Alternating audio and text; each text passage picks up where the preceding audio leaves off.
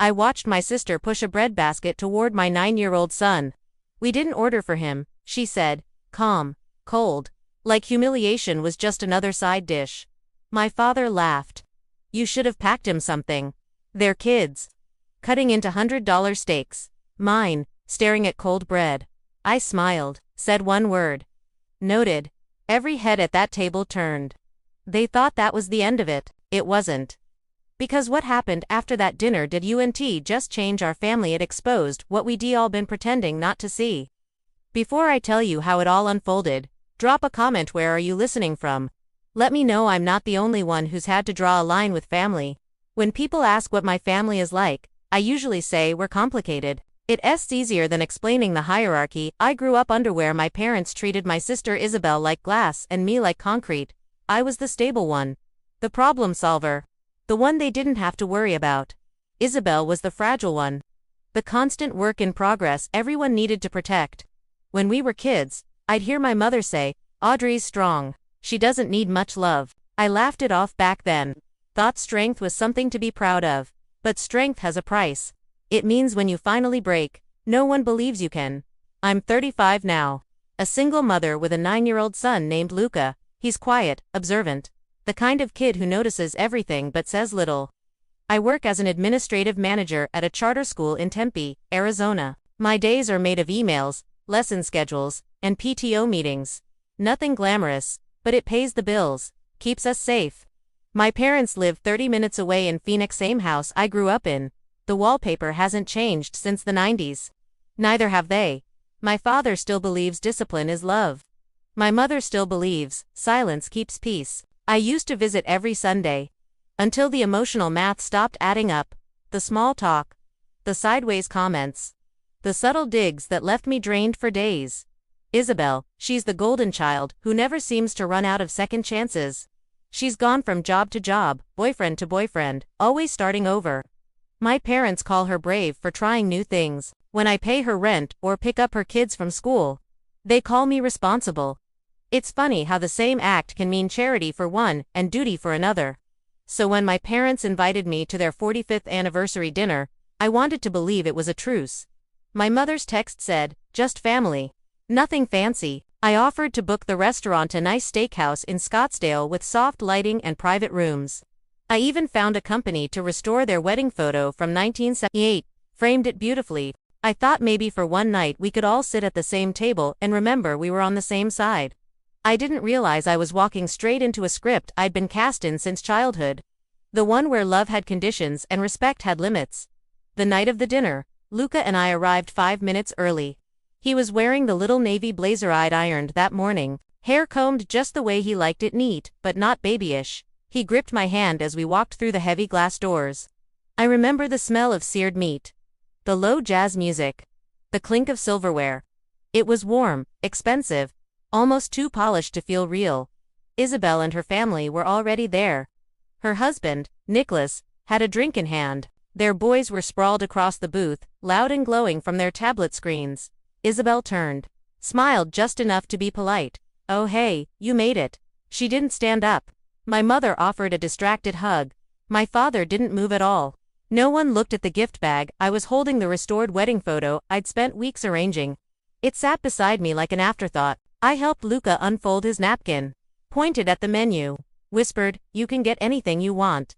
He smiled at the chicken tenders. Simple, safe, something a kid could love.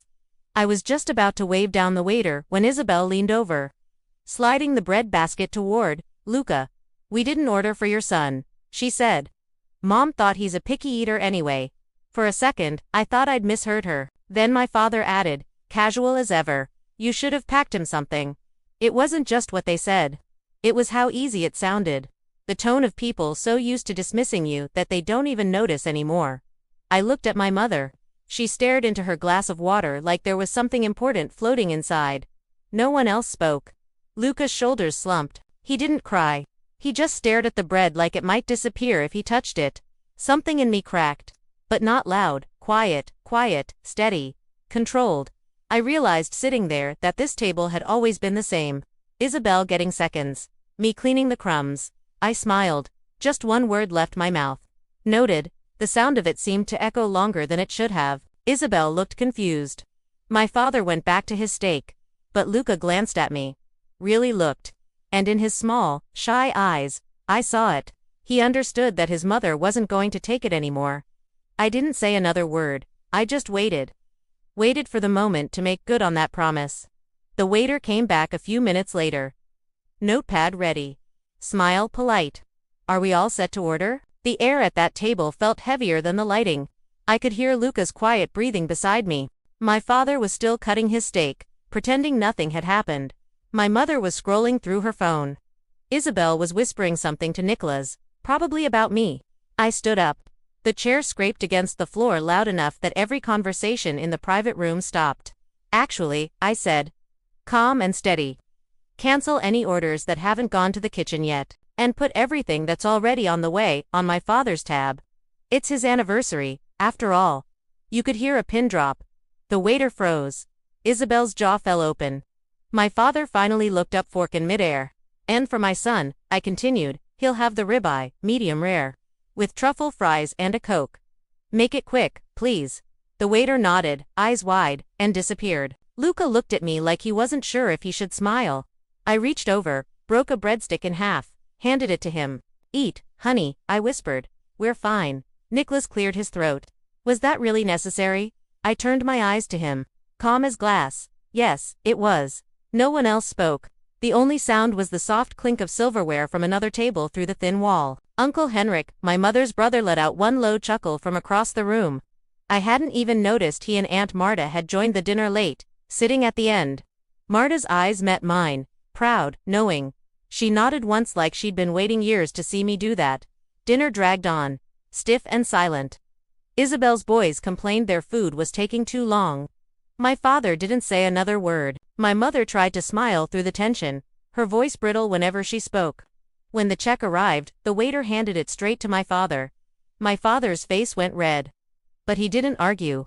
As we stood to leave, I reached into the gift bag and pulled out the framed wedding photo I'd restored. It was beautiful, sepia tones, edges smoothed, the two of them smiling like the world was just beginning. I placed it gently on the table. Happy anniversary, I said softly.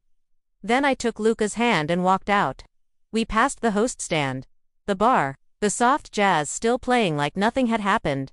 Outside, the night air hit cold against my skin. Luca squeezed my hand. Mom. Yeah, he looked up, small and serious. You weren't scared. I smiled. No, baby. I was done. By the time I tucked Luca into bed that night, my phone was already lighting up. Calls from Mom. Missed FaceTimes from Isabel. One long voicemail from Dad. I didn't listen to any of them. I knew exactly what they'd say. You embarrassed us. You made a scene. You ruined our dinner. For once, I didn't care. I poured a glass of water, sat on the couch, let the quiet sink in. The house felt still, safe, no one talking over me. No one telling me what I should have done differently. Then my phone buzzed again. A message from Isabel. You owe Dad for the dinner. $1,200. Pay your share. I stared at it for a long minute. Then typed back one word. Noted. I didn't hit send. I didn't need to. The next morning, there was a knock on my door. I opened it to see my parents and Isabel standing on the porch. They didn't call first. They never did. Dad was holding an envelope. Mom's lips were pressed so tight they were almost white. Isabel had her arms crossed. Her sunglasses still on, though it was cloudy. Can we come in? Mom asked, already stepping forward. I didn't answer. I just moved aside. Luca was sitting on the couch, pretending to play his Switch. He looked up, caught my eye, looked back down. He didn't need to see this, but he'd lived through enough of it already to know how it went. Dad placed the envelope on the kitchen counter with a soft thud. That's the bill from last night. You agreed to pay half. You didn't. I leaned against the counter, calm. Actually, I didn't agree to that. I offered to host and you turned it into a public shaming. That was your tab. You embarrassed the entire family, Mom said, her voice shaking. In public, Audrey, people were watching. Isabel cut in, sharper. You're delusional. Everyone's talking about it. You looked crazy. I laughed quietly. Crazy. You called my son invisible. Maybe that's what crazy looks like to people who can't handle a mirror. Isabel's mouth opened. But Uncle Henrik's truck pulled up before she could speak. I'd called him 15 minutes earlier, said, "They're here." He'd simply replied, "We're on our way." When he and Aunt Marta walked in, the room shifted. My mother's face dropped. Dad's eyes narrowed. Henrik nodded at me. "You good?" "Perfect," I said. Marta went straight to the counter, looked at the envelope, then back at my parents.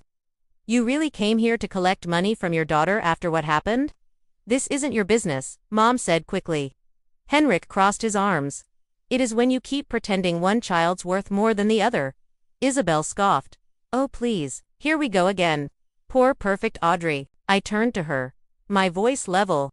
"You know, I've covered your rent for almost a year, paid your electric bill, bought your kids Christmas presents. You never said thank you. You just said you'd pay me back soon." Henrik slid a stack of papers across the table. Photocopies of payments and transfers. I hadn't told him I was saving them, but Marta had suggested I document everything months ago. Isabel went pale. "You kept records." "I keep receipts," I said, "for people who forget how much they take." Mom's hand shot up, trembling. "Enough. This is private family business," Marta cut in, her tone calm but firm. "Then start acting like a family." No one spoke. Even Luca looked up from the couch. I reached for the envelope on the counter. Opened it. Inside was the restaurant invoice. $1,200. Neat handwriting at the bottom. "Pay your share, Audrey." I pulled $600 in cash from my wallet. Placed it on top. "Here's half, not out of guilt. Out of pettiness. I sleep better knowing you didn't get the whole thing." Dad's face flushed red. "You're being disrespectful." "No," I said. "I'm being done." I slid the remaining papers from the folder toward them. Proof of every payment I'd ever made to Isabel. Screenshots of messages. Even a note from the school counselor confirming Luca was doing fine after their so-called concern report. Mom's face drained of color. Dad clenched his jaw. Isabel was trembling. "You're pathetic," she said, voice cracking. "Dragging everyone down because you can't stand not being the favorite." I stepped closer. "You were always the favorite, Isabel. You just mistook it for love." The room went quiet. Henrik nodded once. "That's it. We're done here." I walked to the door, opened it, waited. It took them a few seconds, but eventually they filed out. My dad first muttering something under his breath. My mom next, eyes wet. Isabel last, glaring. When the door closed, I locked it and leaned my forehead against the wood. For a moment, I just stood there, breathing. Then my phone buzzed again. A voicemail from an unknown number. I hit play. "This is the Department of Child Services. We received an anonymous report about your son, Luca. We'd like to schedule a home visit." I froze. By the time the knock came 2 hours later, I'd already cleaned every surface of the house. Double-checked the fridge. Straightened Luca's room. The two women at the door were professional, calm. They asked questions. They looked around. They smiled at Luca's art taped to the fridge. One of them said quietly before leaving, "We can tell this was a misunderstanding. You'd be surprised how often family does this." I wasn't surprised. Not anymore. That night I gathered everything. Copies of payments, messages, photos, and one letter I'd found months ago in a box in the garage. My mother's handwriting. Dated 35 years back. "I don't think I'll ever bond with this second child. I'm too tired to try." I scanned the last line over and over until it blurred. That letter wasn't meant for me to find. But it explained everything.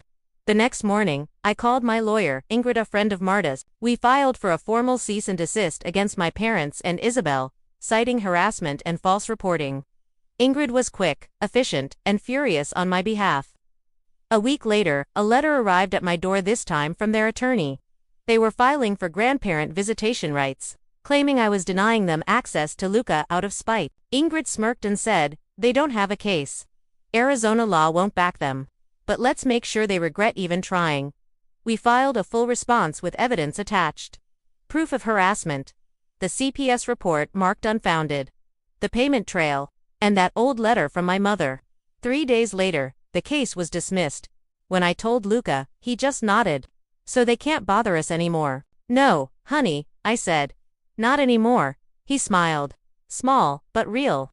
That evening, as I watched him color at the table, I realized it wasn't revenge I'd done. It was rescue.